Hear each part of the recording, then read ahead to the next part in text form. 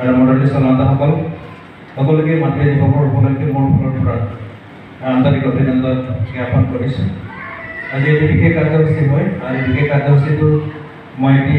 সময় বিচাৰিলোঁ আমাৰ কীৰ্তন সমিতি আৰু তেখেতে এই সময়খন দিয়াৰ কাৰণে মই ধন্যবাদ জনাইছোঁ। আমাৰ যিহেতু সময় গৈ আছে আজিৰ কাৰণে মই বেছি দীঘল নহয় চমুকৈ এটি কাৰ্যসূচী ল'বৰ কাৰণে ইচ্ছা কৰিছোঁ আৰু সেইখিনি হৈছে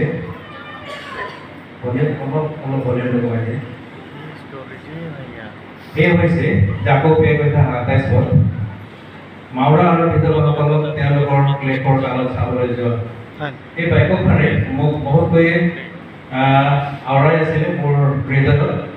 আৰু এনেকুৱা কৰি ২০২৩ বৰ্ষৰ মে মাহতে মই এই কাৰ্যসূচীটো ল'বৰ কাৰণে ইচ্ছা কৰিলোঁ আৰু ঈশ্বৰে কথা ক'লে আৰু এই কাৰ্যসূচী ভাগ মই ল'বৰ কাৰণে আগবাঢ়িলোঁ আৰু এই কাৰ্যসূচী ল'বলৈ যাওঁতে আমাৰ সন্তান দুটি তেওঁলোকৰ পৰা মই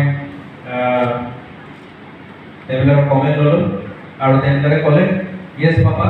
আই ছাপোৰ্ট ইউ আৰু তেনেদৰে মোৰ ভাইটি এজন আছে লগতে মোৰ পৰিবাৰৰ লগতে আমি আলোচনা কৰি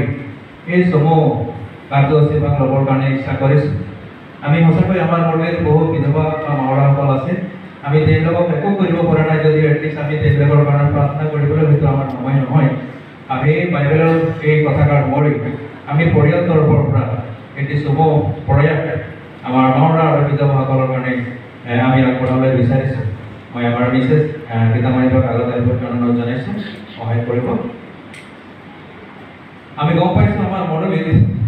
প্ৰায় ৩৫গৰাকী বিধৱা আছে যিসকলৰ স্বামী নাই আৰু ৩গৰাকী মাউৰা আছে যিসকলৰ পিতৃ আৰু মাতৃ নাই আৰু এই ৰিপৰ্টটো মোক আমাৰ মণ্ডলীৰ প্ৰাচীনসকলে দিলে আৰু সেই মৰ্মে মই লিষ্ট এখন তৈয়াৰ কৰিলোঁ আৰু প্ৰায় ৩৫গৰাকী মহিলা আমাৰ বিধৱা আৰু ৩গৰাকী মাউৰা লগতে ৩গৰাকী আমাৰ আন বিশ্বাসী বিধৱা মহিলা আৰু এনেকুৱা কৰি প্ৰায় ৪১গৰাকী বিধৱা আৰু মাউৰাসকলক আমি আমাৰ পৰিয়ালৰ পৰা কিছু আমি সহায় দিবৰ কাৰণে নিদিওঁ মাত্ৰ আমি আৰম্ভ কৰিম আৰু সেইকাৰণে মই এই সময়কণ লৈছোঁ। মই অনুৰোধ জনাইছোঁ আমাৰ আজি সন্মানীয় শিক্ষক মহোদয় আমাৰ এটা ডাঙৰীয়া তেখেত আগত আহিব আৰু আমাৰ যিসকল বিধৱা আছে তেখেতসকলক এই উপহাৰ আগবঢ়াব। আমি আমাৰ ভাগ্যপুৰ খণ্ডৰ কল্পনা দাস যদি আছে তেখেতে আহিব আৰু আহি থাকিব আমাৰ দল খণ্ডত কামিল চৰেং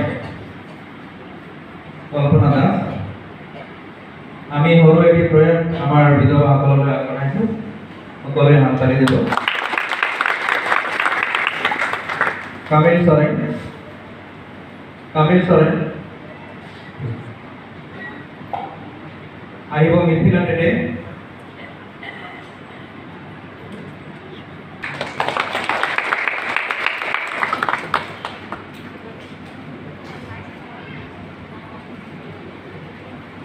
ঋণানন্দ